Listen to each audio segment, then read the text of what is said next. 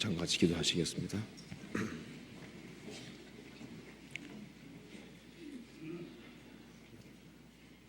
저희를 사랑하시는 하나님 아버지 감사합니다. 오늘도 저희들을 한자리에 불러 모아주시고 하나님의 말씀으로 교훈을 받게 해주신 것을 감사합니다. 이 시간 주 성령께서 함께 해주시고 우리의 마음과 생각을 열어주옵소서. 오늘 이 말씀을 통해서 하나님의 뜻이 무엇인지를 더욱 알 수 있도록 도와주시고 주님을 기쁘시게 하는 삶이 무엇인지를 알 수 있도록 도와주옵소서. 이 말씀을 통해서 마음속에 여러 가지 어려운 문제들을 풀 수 있도록 주님께서 도와주시고 주님을 더욱 가까이 할 수 있는 사람들이 다 될 수 있도록 역사해 주옵소서. 특별히 이번 주간에 서울교회에서 진행 중에 있는 학생 집회 가운데 주 성령께서 함께 해주시고 말씀을 듣는 모든 학생들 또 말씀을 증거하시는 분들에게 지혜와 총명을 주시고 이번에도 한 사람도 이뤄지는 사람이 없도록 자비를 베풀어 주시고 주의 역사를 나타내 주옵소서. 그리고 해외에서 선교하는 그 모든 손길 가운데 일일이 함께 해주시고 주의 역사를 나타내 주시기를 간절히 기도합니다. 오늘 모든 시종 주 성령께서 두루 역사해 주시고 도와주시기를 간절히 의지하오며 주 예수님 이름 받들어 기도하옵나이다. 아멘. 성경 창세기 1장 찾으시겠습니다.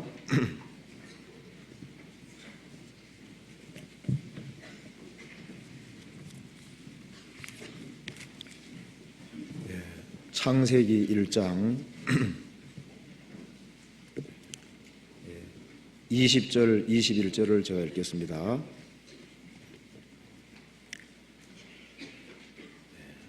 하나님이 가라사대 물들은 생물로 번성케 하라. 땅이 하늘의 궁창에는 새가 나르라 하시고 하나님이 큰 물고기와 물에서 번성하여 움직이는 모든 생물을 그 종류대로 날개 있는 모든 새를 그 종류대로 창조하시니 하나님의 보시기에 좋았더라. 거기까지입니다.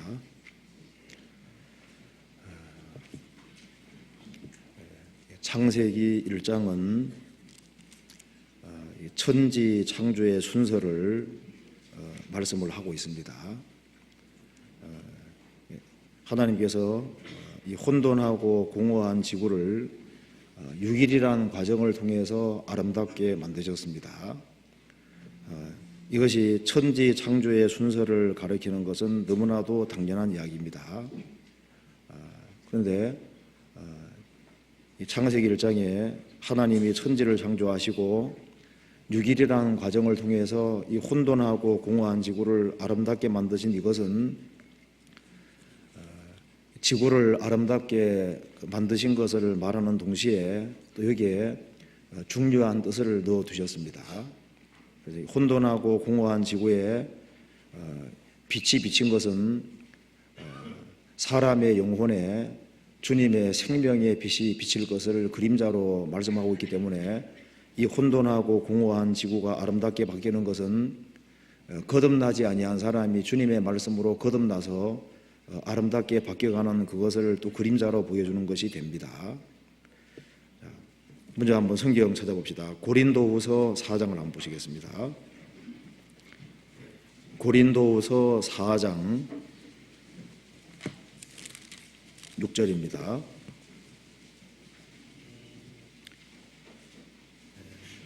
4장 6절 같이 한번 읽어보시겠습니다. 어두운 데서 빛이 비치리라 하시던 그 하나님께서 예수 그리스도의 얼굴에 있는 하나님의 영광을 아는 빛을 우리 마음에 비추셨느니라. 어두운 데서 빛이 비치리라, 지구에 빛이 비치리라 하시던 그 하나님께서 예수 그리스도의 얼굴에 있는 하나님의 영광을 아는 빛을 우리 마음에 비추셨느니라. 혼돈하고 공허한 지구에 빛이 있어라 하신 빛이셨습니다. 그리고 여기 성경에서는 우리 마음에 비추셨느니라, 지구에 비친 것을 여기에 마음에 비추셨느니라. 그러니까 이 지구 모습이 이 사람의 마음 모습을 나타내고 영혼 모습을 설명하기 위한 것도 됩니다. 그런데 창세기 1장에서 창세기 1장을 너무 세세하게 해석하는 것은 안 좋을 것 같습니다. 그렇지만은 성경 전체에 비추어서 우리가 좋은 또 중요한 교훈을 받을 수는 있겠습니다. 이 창세기 1장에 좋았다라는 말씀이 여러 군데 나옵니다. 하나님이 좋았더라, 그 말씀은 기뻐했다는 말씀입니다. 이 혼돈하고 공허하고 흑암이 깊음에 있는 이 지구가 아름답게 바뀌는 그 과정을 보시고 하나님께서 좋았다고 하셨습니다. 그걸 통해서 우리 신앙생활 속에서도 주님께서 무엇을 기뻐하고 좋아하는지를 분명히 볼 수 있는 겁니다. 최초의 지구는 혼돈이고 뒤죽박죽이고 무질서했습니다. 혼돈한 지구가 하나님 말씀으로 질서 있게 바뀌어 나갈 때 그것을 보시고 주님께서 기뻐하셨습니다. 구원받기 전에 우리는 무질서와 혼동 속에 살았습니다. 그런데 하나님의 말씀으로 말미암아 구원을 받고 삶이 정돈된 거하고 되어가고 말씀에 따라서 모든 것이 질서 있게 되어질 때 주님께서 그것을 보고 기뻐하실 겁니다. 이 지구에는 생명이 없었습니다. 그런데 하나님의 말씀을 통해서 이 지구에 생명이 충만하게 될 때 주님께서 그것을 보시고 기뻐하시고 좋아하셨습니다. 그처럼 주님께서는 우리에게 생명을 주시고 더 풍성한 생명을 위해 주시기 위해서 오신 겁니다. 우리가 생명을 얻을 때 기뻐하시고 또 주님의 생명으로 말미암아 힘차게 살아갈 때 주님께서 그것을 보시고 기뻐하실 겁니다. 그리고 이 캄캄한 이 지구에 빛이 들어올 때 빛을 보시고 주님 기뻐하셨습니다. 그것처럼 우리가 주님의 생명의 빛을 받고 복음으로 말미암아 거듭날 때 주님께서 그것을 보시고 기뻐하실 겁니다. 그리고 최초의 지구는 물속에 있었습니다. 항상 요동했습니다. 주님 말씀으로 말미암아 바다와 육지가 갈라지고 묻이 드러날 때 주님께서 그것을 보시고 기뻐하셨습니다. 성경에 보면은 구원받지 아니한 사람들의 마음 상태를 항상 요동하는 바다라고 했습니다. 그런데 이 항상 요동하는 바다에 묻이 견고한 육지가 드러날 때 기뻐하신 겁니다. 구원받지 아니한 사람의 마음은 믿을 수가 없습니다. 구원받은 사람은 주님의 역사로 말미암아 마음속에 견고한 것이 생기고 확실한 믿음이 생기고 요동하지 않는 그런 특별한 것이 있는 겁니다. 그리고 이 지구가 하나님의 말씀을 바꿔서 그래서 이 지구에 식물들이 번성하고 열매가 맺히는 것을 보시고 기뻐하시지 않습니까? 우리 신앙생활 속에서도 하나님의 말씀의 씨를 받고 우리 신앙생활 속에서 열매가 맺히는 것을 보실 때 주님께서 보시고 좋아라고 하실 겁니다. 그래서 주님께서 좋았더라 하셨는데 그게 하나님 형상을 닮은 사람이 나타날 때 가장 기뻐하시고 좋아하셨습니다. 그처럼 주님께서 무엇을 기뻐하시냐 하면은 우리 신앙생활 속에서 우리에게서 주님을 닮은 모습이 나타날 때 조금씩 나타날 때 주님이 기뻐하시고 좋아하는 겁니다. 자녀가 태어나서 자녀다운 모습이 나타날 때 사람다운 모습이 나타날 때 부모가 기뻐하지 않습니까? 그것처럼 하나님께서는 그리스도인들이 주님을 점점 닮아가고 그리스도의 형상을 닮아갈 때 주님께서 기뻐하시고 그리고 하나님의 아들답게 되어갈 때 주님께서 가장 기뻐하고 즐거워하실 겁니다. 자, 오늘은 간단하게 창세기 1장 20절부터 21절까지 다시 옛날에 있었던 역사를 통해서 간단하게 우리 신앙생활과 비추어서 한번 교훈을 받아보도록 하겠습니다. 창세기 1장 20절 보시겠습니다. 하나님이 가라사대 물들은 생물로 번성케 하라. 땅 위 하늘의 궁창에는 새가 날아라 하시고 하나님이 큰 물고기와 물에서 번성하여 움직이는 모든 생물을 그 종류대로 날개 있는 모든 새를 그 종류대로 창조하시니 하나님의 보시기에 좋았더라. 하나님께서 다시 옛날 이 바다에 많은 생명체들이 생기고 물고기들이 아주 번성하고 달려가는 그 모습을 보시고서 주님께서 좋았더라 하셨습니다. 궁창에는 새들이 하늘을 나를 때 하나님께서 그것을 보시고 좋았더라 하셨습니다. 우리 신앙생활 속에서도 하나님께서 어떤 모습을 보고 좋았다고 하실 겁니다. 여기 바다에 생명체들이 번성하는 것을 보시고 하나님께서 좋았더라 하셨습니다. 이것을 우리가 한번 신앙생활에 비추어서 한번 교훈을 받아보도록 합시다. 이 성경 속에서 보면은 이 항상 요동하는 바다를 세상으로 표현한 것이 많습니다. 그래서 이 바다라는 세상에 우리는 살고 있는 거예요. 그런데 이 바다라는 이 세상 속에 물고기들이 번성해서 힘차게 그 달려나가는 모습을 보시고 주님께서 좋았더라 그렇게 말씀하셨습니다. 구원받기 전에 우리는 세상의 풍조를 따라 살고 세상에 전부 다 휩쓸려 살았습니다. 구원받지 아니한 모든 사람은 죽은 물고기와 똑같은 거예요. 그런데 이 지구에 특별히 바다에 생명체들이 번성하고 그리고 그 생명체가 활동하는 것을 보실 때 주님께서 보시고 좋았더라 그렇게 말씀하셨잖아요. 그처럼 이 세상에서 죽은 세상에서 주님의 생명을 통해서 주님의 생명을 받은 사람들이 물고기가 물살을 거스리는 것처럼 하나님의 말씀을 따라서 세상 풍조를 거스리고 살아가는 것을 보실 때 주님께서 좋았더라 그렇게 말씀하실 겁니다. 그 성경 에베소서 한번 찾아봅시다. 에베소서 2장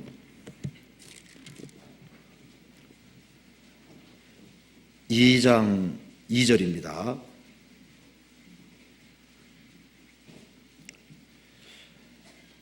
그때 너희가 그 가운데 생하여 이 세상 풍속을 좇고 공중에 권세잡은 자를 따랐으니 곧 지금 불순종의 아들들 가운데서 역사하는 영이라.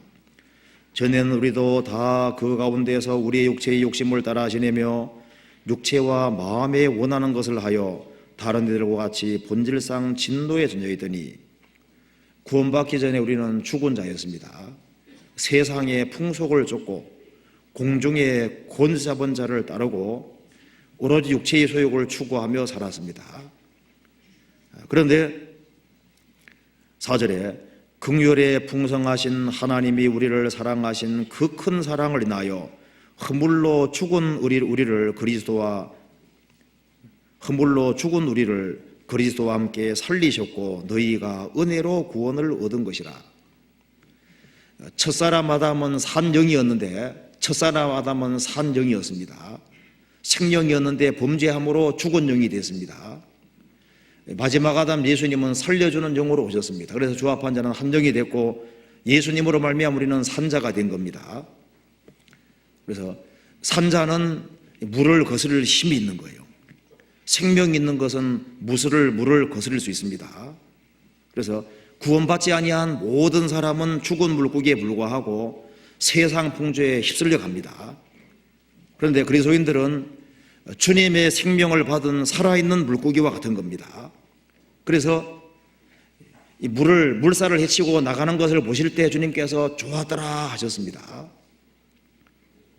아브라함은 갈대아 우르에 살았습니다. 갈대아 우르는 죽은 동네입니다. 우상 숭배가 가득한 동네였습니다. 그런데 아브라함이 하나님의 말씀을 받고 갈대아 우르에서 나와서 우르를 박차고 나와서 하란을 거쳐서 이 가나안 땅으로 가는 그 모습이 마치 물살을 거스리고 가는 모습하고 비슷한 거예요. 너는 너의 본토 친척 아비집을 떠나 내가 내게 지시할 땅으로 가라 그랬을 때 아브라함이 갈대아 우르에서 나와서 하나님 말씀을 따라서 가나안 땅으로 헤치고 나가는 그 모습 보셨을 때 주님이 얼마나 기뻐하셨겠습니까? 애굽에 살고 있던 이스라엘은 소망이 없었습니다. 근데 모세로 말미암아 하나님께서 에집트에 10가지 재앙을 내리고 6월절 양의 피를 통해서 이스라엘이 구속이 되고 그리고 광야를 통과해서 가나안 땅으로 들어가는 그 모습을 보실 때 마치 물고기가 떼를 지어서 물살을 거스리고 가는 거 비슷한 겁니다. 그래서 가나안 땅으로 들어가는 그 모습이 살아있는 물고기들이 물살을 헤치고 가는 모습하고 비슷한 겁니다. 출애굽에서 이 가나안 땅으로 들어가는 그 이스라엘 무리는 너무나도 아름다운 모습이라고 성경에 되어 있습니다.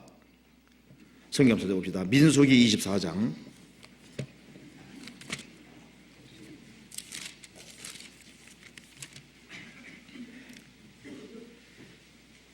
24장 5절입니다.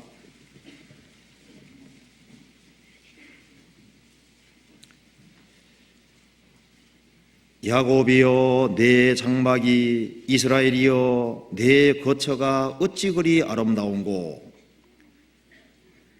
그 벌어짐이 골짜기 같고 강가의 동산 같으며 여호와의 심으신 칙만벽들 같고 물가의 백향목 같도다. 자, 여기 보면은 야곱이여 내 장막이, 이스라엘이여 내 거처가 어찌 그리 아름다운고, 출애굽을 해서 무리를 지어가는 이스라엘 백성들의 그 모습이 어찌 그리 아름다운고, 애굽에서 나와서 그 가나안 땅으로 가는 그 모습은 정말 아름다운 모습이고 살아있는 모습입니다. 모압 사람들은 저주받은 사람이라고 되어 있습니다. 모압 사람들은 여호와의 총회에 들어오지 못하게 되어 있습니다. 그런데 이 룻이 자기 시어머니를 따라서 이 모압 땅에 자기 부모가 있고 형제가 있고 친척이 있습니다. 그걸 떠나서 그 시어머니를 따라서 이 가나안 땅에 들어오는 그 모습은 그 생명 있는 사람의 모습인 거예요. 세상의 모든 사람은 예루살렘에서 여리고로 내려가고 있는 겁니다. 사망으로 내려가고 있는 겁니다. 주님의 생명을 얻은 사람은 여리고에서 예루살렘으로 가는 것과 똑같은 겁니다. 주님께서 기뻐하셨습니다. 그래서 생명이 있느냐 없느냐 그걸 어떻게 하냐 하면은, 생명이 있는 것은 세상을 거스릴 수 있는 겁니다. 내가 정말 주님의 생명을 얻었느냐 아니냐 그걸 어떻게 알 수 있습니까? 생명 있는 사람은 물살을 거스릴 수 있습니다. 물을 거스릴 힘이 있는 거예요. 다니엘은 대략 한 16살 나이에 바벨론 포로 잡혀왔습니다. 다니엘은 그 왕의 진미를 먹지 않기로 결심을 굳히고 마음을 정했다고 했습니다. 세상 풍조와 반대 방향으로 걷기로 결정을 하고 그 길을 꾸준히 걸어갔습니다. 그게 생명 있는 모습입니다. 모든 사람들이 우상 숭배할 때 다니엘의 세 친구는, 사드락, 메삭, 아벳느고는 풀무에 들어가는 한이 있다 할지라도 그 세상의 풍속을 거스리고 하나님 말씀을 지키기로 결심을 굳히고 그 길을 걸어갔습니다. 그리고 성경에 보면은 이 에스라는 왕에게 구하는 것은 다 받는 사람이었습니다. 느헤미야도 술 맡은 관원장이었습니다. 그런데 그 좋은 위치와 자리를 박차고 하나님 백성과 함께 고난받는 길을 택하는 그 모습은 생명 있는 살아있는 물고기 모습하고 비슷한 겁니다. 그리고 이 물고기 중에는 좀 비실비실한 물고기도 있죠. 그리고 아주 심차게 나가는 물고기도 있습니다. 주님이 어떤 물고기가 되기를 원하실까요? 동태눈이란 말 하죠. 눈이 아주 팀시하고 비실비실하는 거, 그거 주님 별로 안 좋아하실 겁니다. 청새치는 세상에서 가장 빨리 달리는 물고기라고 합니다. 물속에서 시속 130km로 달린다고 하잖아요. 물속에서 130km, 이거 어마어마한 속도입니다. 그러니까 그런 빠른 물고기가 있는 거예요. 이 연어가 물살을 헤치고 가서 기어코 목적지까지 자기 태어난 곳으로 가는 거 봐요. 그 장어 새끼들이 그 부모님이 살던 그쪽으로, 그 어미들이 살던 그쪽으로 오는 거 보세요. 그 생명이라는 참 신기한 겁니다. 그러니까 이 세상에서 그리스도인들은 살아있는 물고기와 똑같아 그 말입니다. 그런데 주님께서 어떤 것을 보시기 원하실까요? 물살을 세파가 있지만 그것을 거스리고 이겨나가는 걸 보기 원하십니다. 그러기 위해서는 강건하지 않으면 안 되는 거예요. 그러면 강건하게 우리가 어떻게 해야 되느냐? 세상에 생명 있는 모든 것은 먹어야 사는 겁니다. 그렇죠? 회당장 야이로의 딸이 죽었는데 주님이 살리셨습니다. 아이야 일어나라 하시니 생명이 들어가면서 영이 들어오면서 즉시 살아났습니다. 주님께서 말씀하시기를 먹을 것을 주라. 죽은 자에게는 음식이 필요 없습니다. 모든 산 자에게는 음식이 필요한 겁니다. 그래서 주님은 세상에서 그리스도인들이 힘차게 살아가는 걸 원하십니다. 그러기 위해서는 잘 먹어야 되는 거예요. 예수님 입에서 나온 첫 번째 말씀은 사람이 떡으로만 살 것이 아니요 하나님의 입으로 나오는 모든 말씀으로 살 것이니라. 하나님 입에 나오는 모든 말씀으로 살 것이니라. 그래서 하나님께서 무엇을 기뻐하실까요? 그리스도인들이 하나님 말씀을 잘 먹는 걸 기뻐하실 겁니다. 자녀가 태어나면은 젖을 잘 먹으면 얼마나 이뻐요. 그렇죠? 부모가 봤을 때 자녀가 음식을 잘 안 먹어요. 밥을 잘 안 먹습니다. 그래서 아이스크림이나 좋아하고 불량품 좋아하면요, 그 불량식품 좋아하면 안 좋아하잖아요. 잘 먹고 건강한 거 보면 너무 기뻐하는 겁니다. 주님께서도 그리스도인들이 영적으로 건강한 걸 보고 기뻐하실 겁니다. 그래서 이 하나님의 말씀이 영혼의 양식인 겁니다. 그래서 우리 영혼이 아주 주님의 생명으로 강건해지는 것을 주님께서 원하시는 거예요. 그렇잖아요. 틀림없이 그걸 원하실 겁니다. 그래서 그리스도인들이 강건하게 될 때 세상을 해치고 이겨나가고 살 수 있는 거예요. 주님이 그걸 기뻐하실 겁니다. 그리고 이 레위기 11장에 보면은 빈들이 있고 진드러미 있는 것만 먹으라는 말씀이 있잖아요. 왜 하나님께서 특별히 물고기 중에 이 빈들을 만들어 두셨을까요? 이 빈들이 없는 물고기들은 물체하고 부딪히면 엄청난 상처가 생깁니다. 그런데 빈들이 있는 물고기들은 물체에 부딪힐 때 그것이 갑옷처럼 막아주는 거예요. 자, 우리가 생을 살아가는 데 있어서 우리가 사는 세상은 마귀가 사는 세상입니다. 주변에 이 죄인들이 같이 있는 세상입니다. 또 그리스도인이라 할지라도 아직까지 아담의 성품이 있기 때문에 성품이 있기 때문에 그리스도인들의 마음을 찌르고 엄청난 갈등을 주고 문제를 줄 수 있는 거예요. 우리 지금 사람들이 살아있는 세상에 살고 있습니다. 마귀 역사하는 세상에 살고 있고 많은 시험이 있는 그리고 풍파가 있는 세상에 살고 있는 겁니다. 그래서 다치기 쉬운 세상에 살고 있는 거예요. 상처받기 쉬운 세상에 살고 있는 겁니다. 그렇기 때문에 그리스도인들의 마음에 갑옷이 있어야 됩니다. 전신갑주를 취하라는 말씀이 있잖아요. 그래서 상처를 주는 사람도 문제지만 상처를 받는 사람도 문제입니다. 그 갑옷을 딱 입고 쳐내야 되는 거예요. 또 마귀가 많은 불화살을 날립니다. 그걸 과감하게 딱 쳐내야 되는 거예요. 왜 불화살이라냐면 불화살을 맞으면 이게 번지는 특징이 있습니다. 그렇잖아요. 그래서 물고기가 빈들이 있는 물고기 정하다 그랬지 않습니까? 그리고 좌우에 지느러면은 방향을 잡는 것이고 꼬리에 지느러면 추진적입니다. 그러니까 주님께서 뭘 기뻐하시냐면은 그리스도인들이 목표를 분명히 하고 그리고 그 목표를 위해서 힘차게 달려가는 그 모습을 보실 때 주님께서 보시고 좋았더라 그렇게 말씀하실 겁니다. 세상 사람들은 세상 풍조에 딸려갑니다. 아무 목적과 소망이 없는 거예요. 그리스도인들은 산자이기 때문에 새로운 목표를 주셨고 세상 사람들이 알지 못하는 표대가 있고 그 표대를 위해서 달려가는 사람들입니다. 바울 사도가 말하기를 생명의 말씀을 밝혀 그 좌우지느러미잖아요. 나의 다름질도 떼지 아니하고 그래서 목표를 분명히 하고 목표를 향해서 열심히 매진하는 그 모습 그걸 보실 때 주님께서 좋았더라 기뻐하실 거예요. 빌립보서 2장 찾아봅시다.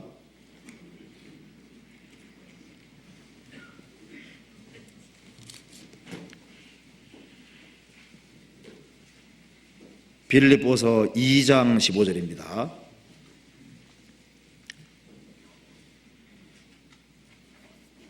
이는 너희가 흠이 없고 순전하여 어그러지고 거스리는 세대 가운데서 하나님의 흠없는 자녀로 세상에서 그들 가운데 빛들로 나타내며 생명의 말씀을 밝혀 나의 다름질도 떼지 아니하고 수고도 떼지 아니하므로 그리스도의 날에 나로 자랑할 것이 있게 하려 함이니라.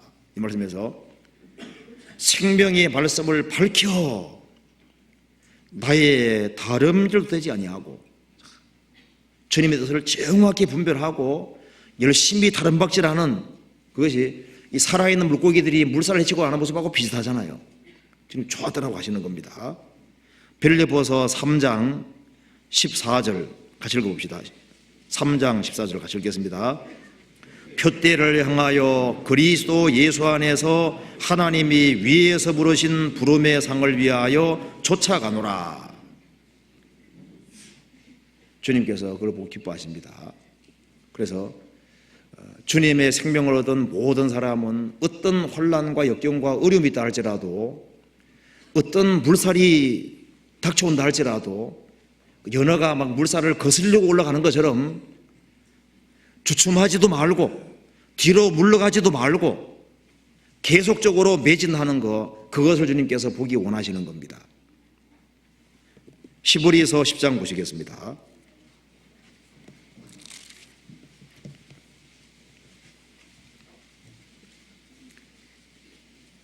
10장 34절.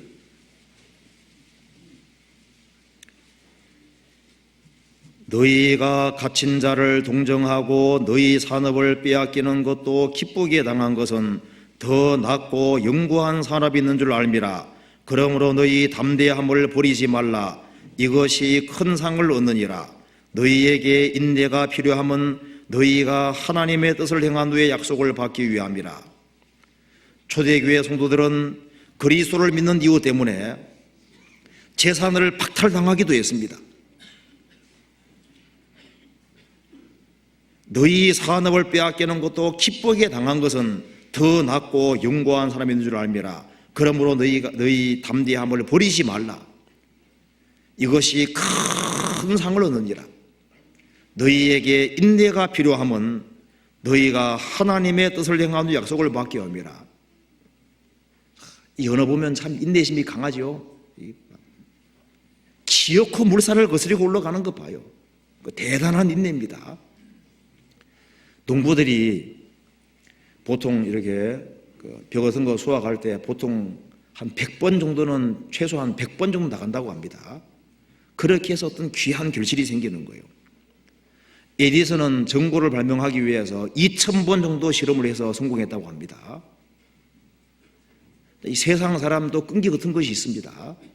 우리가 신앙생활에서 성공하기 위해서는 인내 같은 것이 필요한 겁니다. 인내 없이는 이룩되는 것이 없거든요. 꾸준한 것이 없이는 이룩되는 게 없는 겁니다. 어차피 신앙생활은 해야 되기 때문에 세상 풍조와 세상 물결이 강하다고 할지라도 어쨌든 간에 헤치고 나갈 수밖에 없는 거예요. 그리스도인들은 전진하도록 부르심을 받은 겁니다. 여기 호주에 가면은 호주에 군복에는 짐승 2마리가 붙어 있다고 합니다. 하나는 캥거루, 하나는 에뮤라는 새입니다. 둘 다 특징은 뒤로 못 간다는 특징이 있는 겁니다. 캥거루는 뒤에 꼬리가 길으니까 뒤로 갈 수가 없는 거예요. 에뮤라는 새는 발가락이 3개밖에 없거든요. 뒤로 가면 확 넘어지게 되어 있는 거예요. 앞으로 갈 수밖에 없는 겁니다. 그러니까 호주에 있는 군사들은 우리는 전진밖에 없다. 생명을 얻은 그리스도인들은 앞으로 갈 수밖에 없는 겁니다. 38절. 오직 나의 의인은 믿음으로 말미암아 살리라. 또한 뒤로 물러가면 내 마음이 저를 기뻐하지 아니리라 하셨느니라. 오직 의인은 믿음으로 말미암아 살리라. 또한 뒤로 물러가면 내 마음이 저를 기뻐하지 아니리라. 이게 무슨 말씀입니까? 뒤로 물러가면 안 기뻐한다는 건 주님 보고 있다는 뜻입니다. 아이고 그리스도인 중에 누구 아이고 저걸 못 견디네. 아이고 물러가네. 다 보고 있을 거 아니에요. 이게 내가 기뻐하지 않는다는 것은 주님께서 보고 계시기 때문에 이런 말이 나오는 겁니다.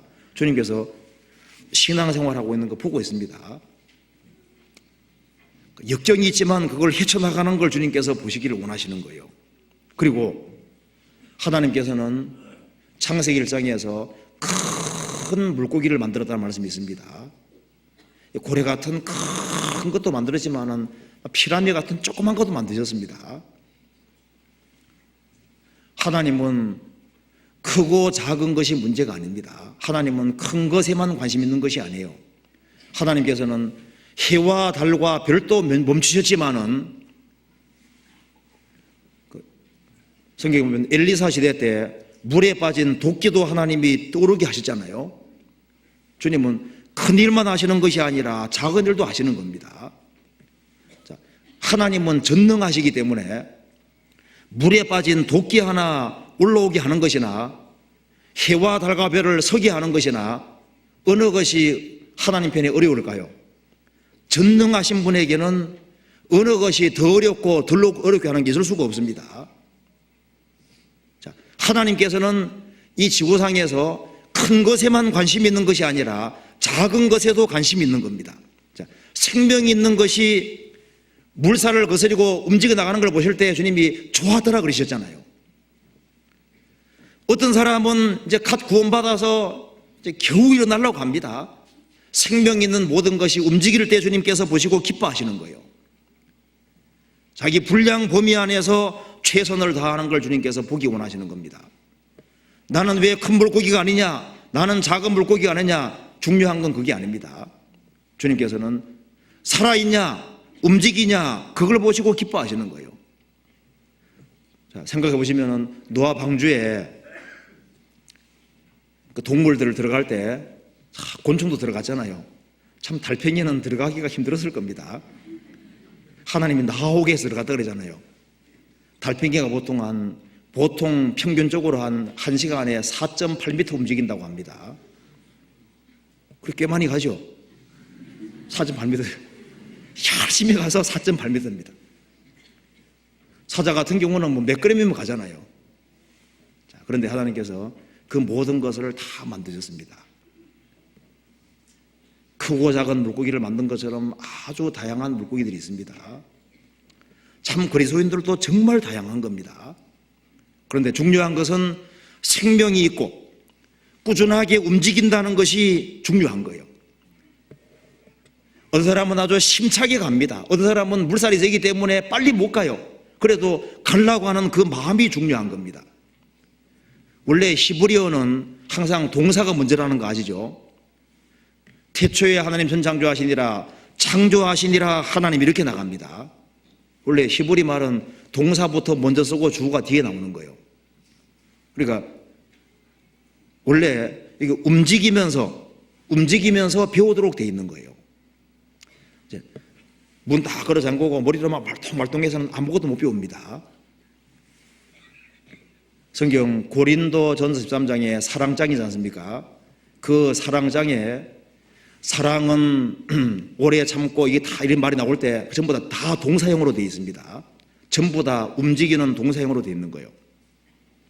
그 사랑은 움직이는 거다 그 말입니다. 그 움직이는 속에서 다 배우는 거예요. 그래서 하나님께서 보실 때 좋았더라.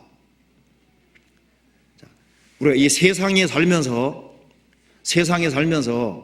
생명 있는 사람으로서 세상을 거스리고 살아가는 모습 보실 때, 바둥거리면서도 거스리며 살아가는 걸 보실 때 주님께서 보시고 좋았더라 하실 겁니다.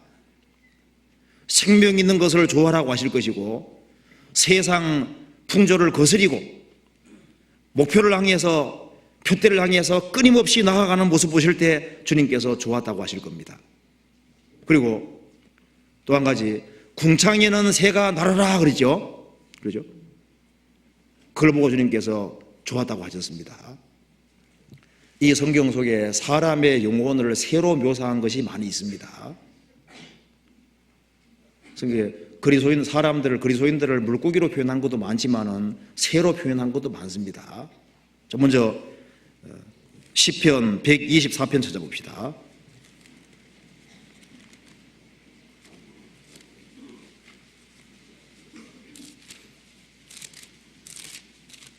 (124편) 1절입니다. 이스라엘은 이제 말하기를 여호와께서 우리 편에 계시지 아니하시고 사람들이 우리를 치러 일어날 때 여호와께서 우리 편에 계시지 아니하셨다면 그때 저희의 노가 우리를 대하여 맹렬하여 우리를 산채로 삼켰을 것이며 그때 물이 우리를 음몰하며 시내가 우리 영혼을 잠갔을 것이며 그때 넘치는 물이 우리 영혼을 잠갔을 것이라 할 것이로다. 6절 7절 같이 읽겠습니다. 우리를 저희 이에 주어 씹히지 않게 하신 여호와를 찬송할지로다. 우리 혼이 새가 사냥꾼의 울무에서 벗어남같이 되었나니 울무가 끊어짐으로 우리가 벗어나도다. 이 말씀에서 우리 영혼이 새가 사냥꾼의 울무에서 벗어남같이 되었나니 울무가 끊어짐으로 벗어나도다. 이 새가 울무에 딱 걸려들었습니다. 도무지 벗어날 수 없습니다. 그런데 외부에서 제3자가 울무를 끊어줌으로 해방이 됐다 그 말입니다. 그래서 우리는 이 죄와 죽음과 사망의 사탄의 권세에 얽매여서 도무지 빠져나올 수가 없었습니다. 그런데 주님께서 기입하셔서 울무를 끊어줌으로 우리가 죄와 죽음과 심판에서 완전히 해방된 거예요. 여기서 영혼을 새로 이렇게 표현을 했습니다. 그래서 우리 혼이 새가 사냥꾼의 울무에서 벗어남같이 되었나니 울무가 끊어짐으로 우리가 벗어나도다. 새는 하늘을 자유롭게 날아다닙니다. 우리 영혼은 새하고 너무 닮았습니다. 새는 창공을 아주 마음대로 날아다니고 멀리가 날아가잖아요. 우리 영혼이 그와 비슷한 겁니다. 사람은 지구 한쪽 모퉁이에 살면서도 영원한 세계를 들어가 볼 수도 있습니다. 영혼은 멀리까지 날아갈 수 있는 거예요. 우리 영혼은 이 자리에서 저 멀리 우주까지 가볼 수도 있는 겁니다. 우주 끝에도 날아가 볼 수 있잖아요. 어떤 분은 여기 있으면 지금 집에 가 있습니다. 영혼, 마음이 막 날아다니는 거예요. 새처럼 날아다닙니다. 어떤 사람은 이거 설교 언제 끝나나 생각하는 사람이 있을 수도 있고, 이제 영혼은 새처럼 자유로운 거예요. 영혼은 새와 닮았습니다. 그런데 주님께서 궁창에는 새가 날아라, 새가 날아는 걸 보시고 주님께서 좋았더라 하시잖아요. 그리스도인들은 땅에 살지만 땅과 관련을 맺지만 우리의 영역은 하늘인 겁니다. 구원받지 아니한 사람들은 짐승이라면은, 그리스도인들은 세상과 관련 맺지만은 우리의 영역은 하늘이고 우리는 하늘을 추구하도록 지음받은 겁니다. 성경에 보면은 구원받지 아니한 사람을 들짐승이라 그랬고 그리스도인들을 새라고 표현했습니다. 그리스도인들의 영역은 하늘에 속하는 거예요. 그래서 궁창에는 새가 날아라. 이 새가 궁창을 나는 거 보시고 주님께서 좋았더라 하셨습니다. 우리가 세상에 살면서 그리스도인들이 하늘을 추구하고 신령한 것을 추구하고 위의 것을 추구할 때 주님께서 그것을 보시고 좋았더라 하실 겁니다. 성경 골로새서 3장 보시겠습니다. 3장 1절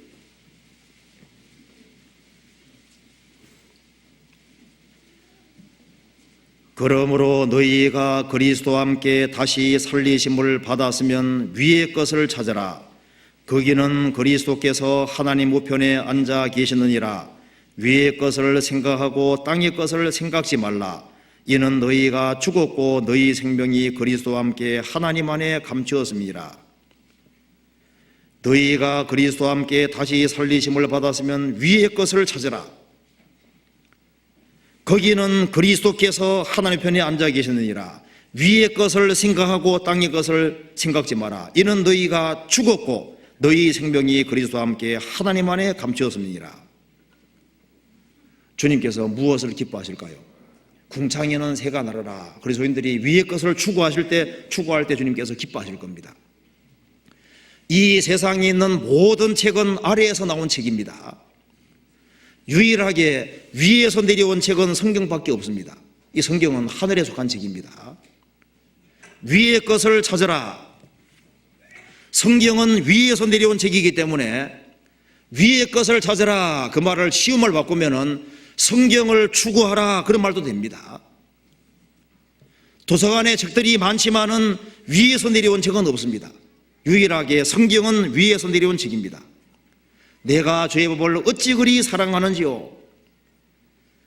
성경을 추구하고 성경을 가까이 하는 사람은 위의 것을 추구하는 사람이라고 할 수 있고, 궁창에는 새가 날아라. 세상 사람들은 세상의 어떤 지식을 파먹느라고 정신이 없습니다. 그래서 저희들은 위의 것을 찾으라. 이 지구 안에 여기에 성경책 안에 들어가서 성경 안에 다니는 거예요. 여기서 아주 진귀한 것이 보이는 겁니다. 그리스도는 위에서 오신 분입니다. 그래서 위의 것을 찾으라, 그 말은 그리스도를 가까이 하고 그리스도를 추구하고 그리스도를 더하는 것을 목표로 삼으라, 그런 말 되는 겁니다. 바울 사도는 그리스도를 더 알기 위해서 자기가 가지고 있는 모든 것을 배설물로 여겼다고 되어 있습니다. 주님은 머리시고 교회는 주님의 몸입니다. 위의 것을 찾으라. 그리스도인들은 이 그리스도인들의 공동체 모임은 위에 속한 거라고 할 수 있습니다. 우리가 주님을 가까이 하는 사람은 주의 성도를 가까이 할 것이고 주님의 몸된 교회를 가까이 하고, 그래서 공동체 안에서 운명을 함께 하려고 할 겁니다. 아브라함은 세상과 구별됐습니다. 롯은 세상 것을 추구했잖아요. 세상에서 구별될 때 주님이 기뻐하실 겁니다. 궁창에는 새가 날아라. 그 새는 높은 곳을 추구하는 겁니다. 그렇잖아요. 그리스도인들이 땅에 살지만은 마음과 생각이 위로 올라가고 하나님을 가까이 하기를 갈망할 때 주님께서 보시고 얼마나 기뻐하고 좋아하시겠어요. 성경 아가서 한번 찾아봅시다. 4장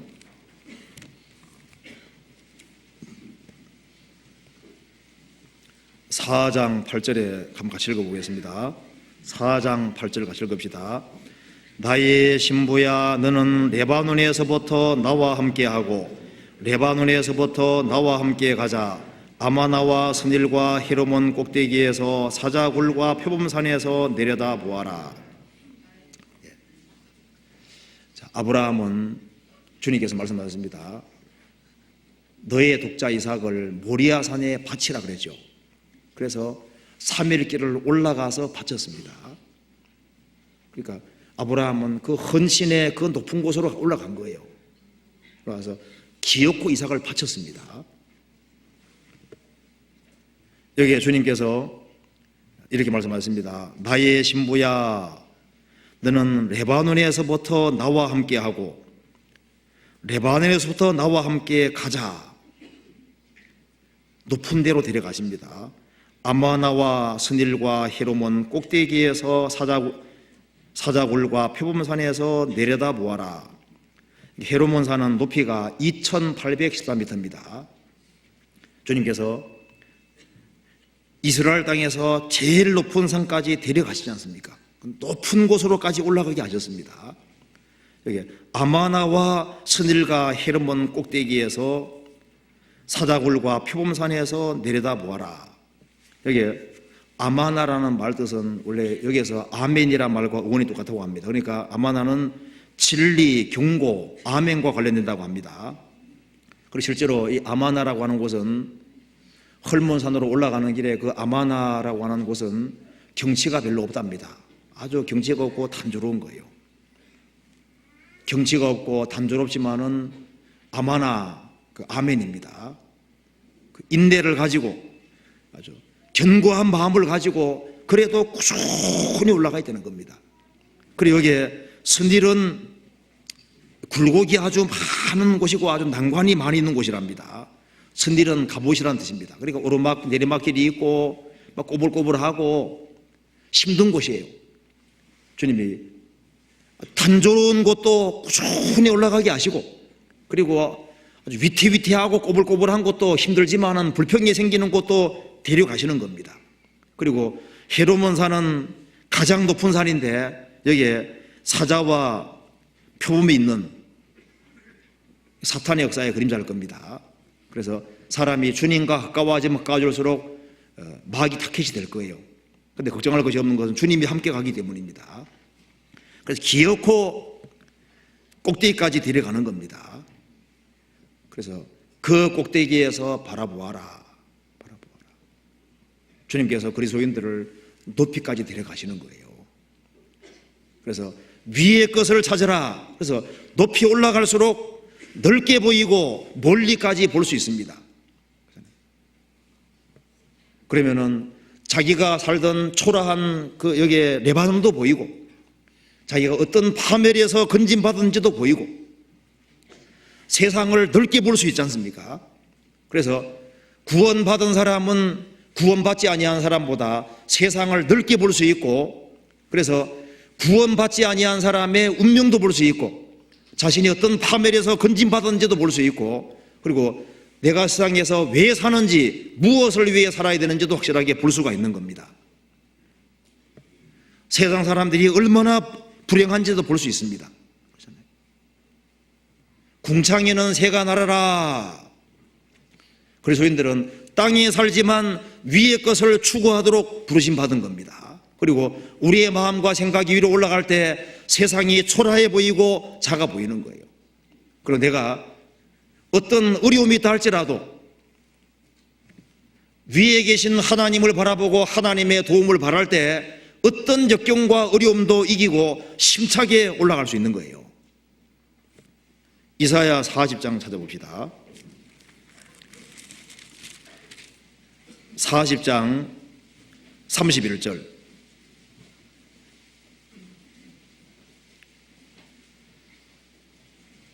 같이 읽어보겠습니다. 오직 여호와를 앙망하는 자는 새 힘을 얻으리니 독수리의 날개치며 올라감 같을 것이요 다른 박질하여도 곤비치 아니하겠고 걸어가도 피곤치 아니하리로다. 오직 여호와를 앙망하는 자는 새 힘을 얻을 것이다. 독수리의 날개치며 올라감 같을 것이요 다른 박질하여도 곤비치 아니하게 걸어가도 피곤치 아니하리로다. 그리스도인들은 위에 계신 살아계신 하나님을 쳐다보도록 지음받은 사람입니다. 그리고 살아계신 하나님을 볼 때, 그 전능하시고 무한하신 하나님을 볼 때 힘이 생기는 거예요. 그리고 능히 모든 것을 이겨나갈 수 있습니다. 주님께서 보시고 좋았더라, 좋았더라고 말씀하셨습니다. 좋았더라, 좋았더라, 좋았더라 하시다가 하나님의 형상대로 지음받은 사람이 나타날 때 심히 좋았더라 그랬습니다. 주님께서는 그리스도의 형상을 닮아갈 때 주님께서 그걸 보시고 기뻐하시는 겁니다. 주님은 세상에 살면서 세상에 살았지만은 세상의 풍조를 거스리고 심찬 물고기처럼 기어코 십자가에 나가서 죽으시고 부활하셨습니다. 그것이 좋은 아름다운 모습이었습니다.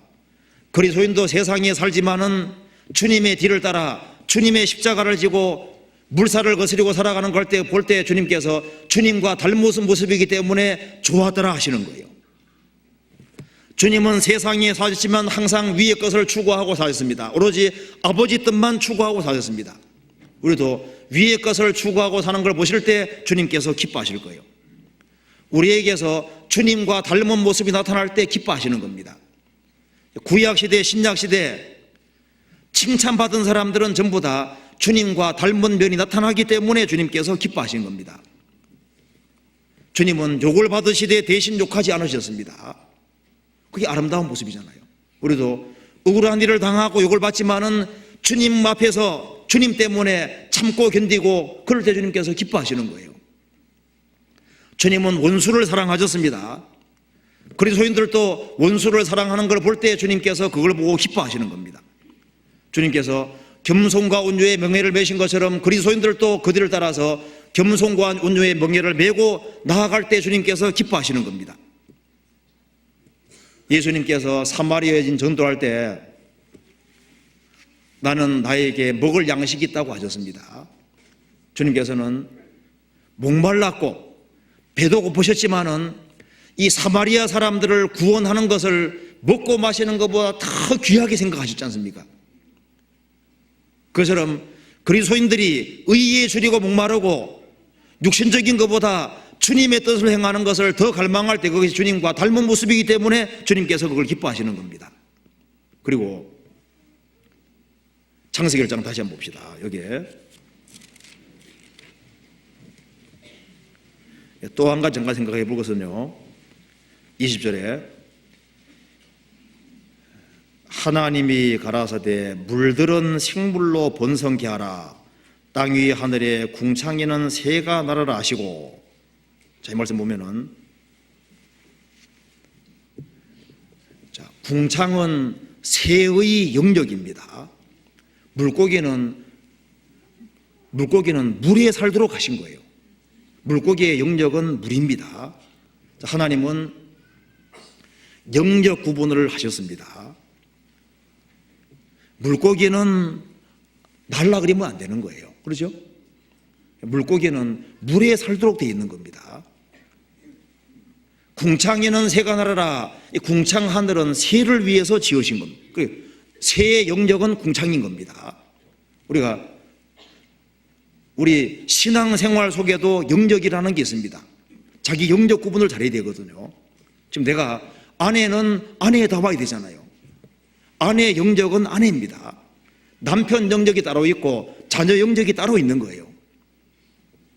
그래서 아내가 자기가 남자인지 여자인지 구분 못하면 큰일이잖아요.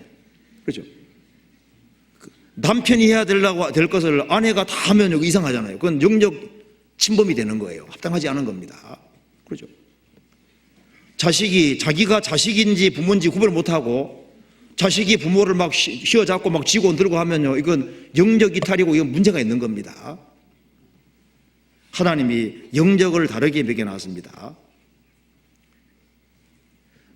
하나님 만드신 천사도 주님을 더 가까이 하는 천사, 또 그렇지 않은 천사 구분이 다 있습니다. 여기 하나님께서 영역 지정을 해주셨습니다. 애벌레는 배추도 먹고 살잖아요. 근데 이게 나비가 되면은 다른 영역이 있는 거예요. 자, 물고기는 물에 살도록 만드셨습니다. 그러니까 물고기에게 지느러미를 만들어 주신 이유가 뭐예요?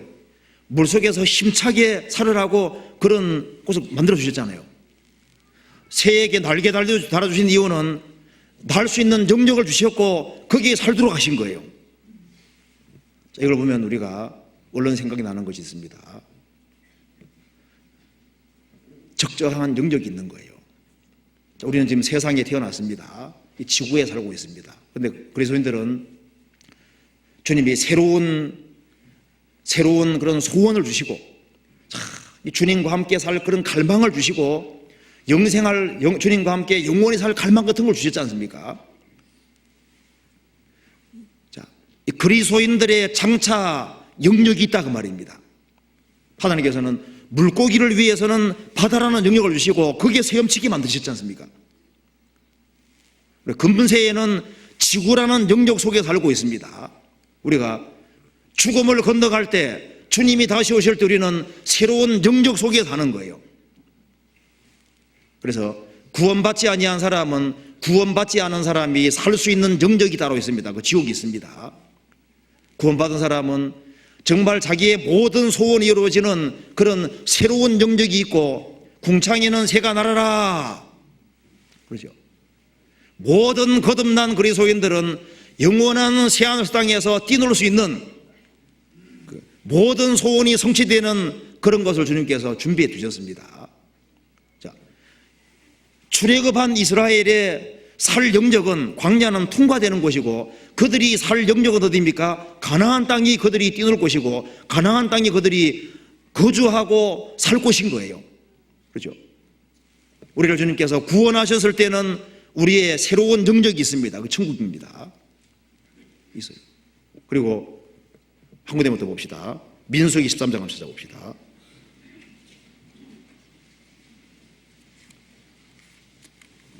13장 23절.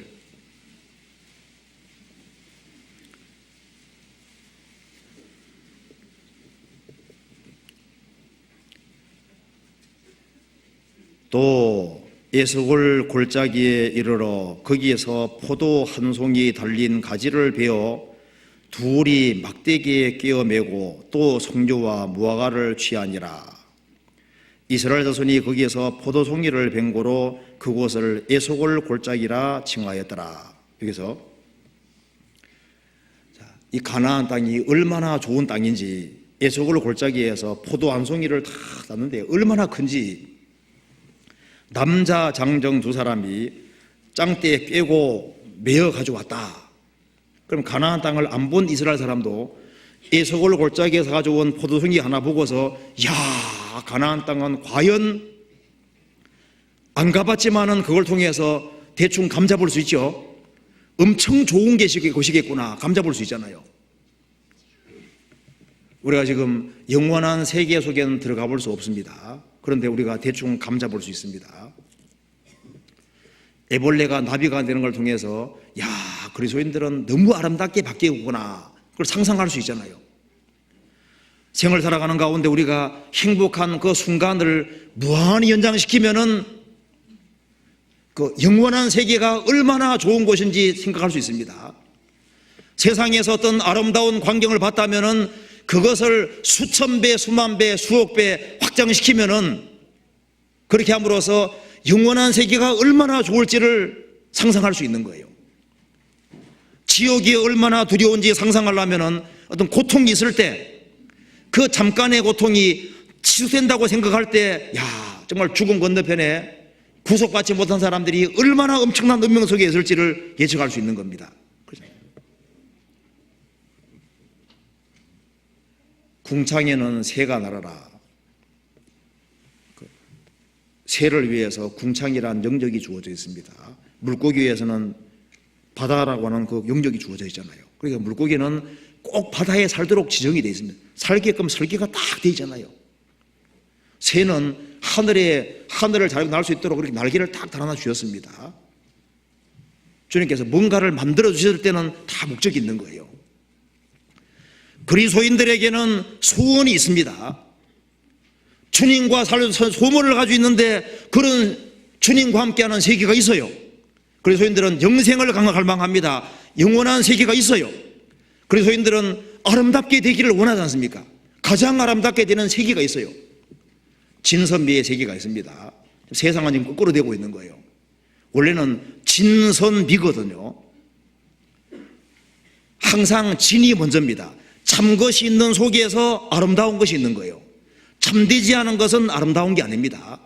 요즘 세상 거꾸로 돼서 지금은 미선진이거든요. 아름다우면은 다 통하는 세상이 돼버린 거예요. 이제 껍데기가 좋으면 다 통하는 세상 된 겁니다. 아니에요. 항상 진이 있고 참된 것이 있는 속에서 미가 있는 거예요. 근데 요즘은 미만 있으면 다 통하는데 그렇지 않습니다. 세상은 엄청 바뀌었다는 거 알아야 됩니다. 이 슈렉이라는 영화가 히트친 것이 그거 이상한 거예요. 전통적으로는요, 다 이게 못생긴 짐승 같은 사람이 짐승 같은 게 사람으로 바뀌어서 다 끝났지 않습니까? 이거는 사람이 짐승같이 바뀌어 끝났는데 히트를 치고 호응도가 크고 세상이 많이 바뀐 겁니다. 요즘 흥부집 한번 가면 잘 안 될 것 같아요. 놀부집 해야지 될 것 같습니다. 흥부는 약간 모자란 사람으로 생각이 드는 거예요. 세상이 지금 많이 바뀌었습니다. 그래서 구속받지 않은 사람을 위해서는 그들의 영역이 따로 준비되어 있습니다. 하나님과 분리되어 살 곳이 딱 준비되어 있는 거예요. 그리스도인들을 위해서는 새로운 게 준비되어 있습니다. 그래서 오늘 간단하게 창세기 1장에 나와 있는 이게 다아젠다를 통해서 물고기와 새를 중심으로 간단하게 생각해 봤습니다. 주님 뭘 기뻐하시느냐? 주님께서는 그리스도인들이 주님을 닮아가는 모습이 조금 나타날 때 주님이 기뻐하시는 거예요. 주님께서는 우리가 주님같이 되기를 원하고, 마음과 생각과 정신이 주님을 닮기를 원하고, 주님의 영혼을 불쌍히 생각하시는 것처럼 우리도 영혼을 불쌍히 생각하기를 원하고, 주님이 사람들에게 지극한 관심을 가진 것처럼 그리스도인들도 불쌍한 영혼들에 대해서 관심을 가지는 그런 것을 주님 기뻐하시고 주님과 닮은 모습 나타날 때 주님께서 기뻐하시는 걸 우리가 알 수 있는 겁니다. 여기까지 말씀드리겠습니다. 기도하시겠습니다. 저희를 사랑하시는 하나님 아버지 감사합니다. 저희들을 구원해 주시고 세상 사람들이 알지 못하는 소망을 가지고 살 수 있도록 항상 도와주시는 것을 감사합니다. 소망 없이 살아가는 사람들에게 주님의 귀한 복음을 담대히 증거할 수 있도록 우리의 마음과 생각을 일깨워 주시고 우리의 소망을 하나님께 걸어두고 살 수 있도록 역사해 주옵소서. 우리를 죄에서 구원해 주신 고마우신 우리 구주 예수 그리스도 이름 받들어 기도하옵나이다. 아멘. 찬송가 394장 1절만 부르기 쓰겠습니다. 그리고 신협 총회가 있기 때문에 잠깐 남아주시면 좋겠습니다. 394장 1절만 부르시겠습니다.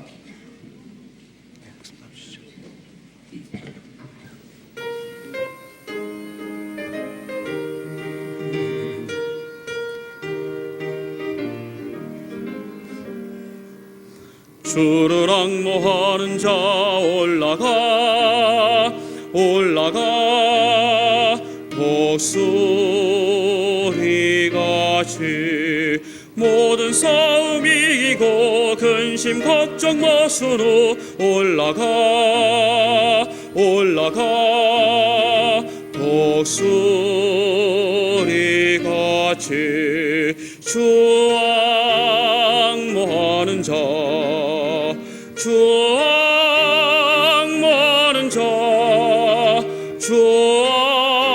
앙모하는 자 늘 강건하리라.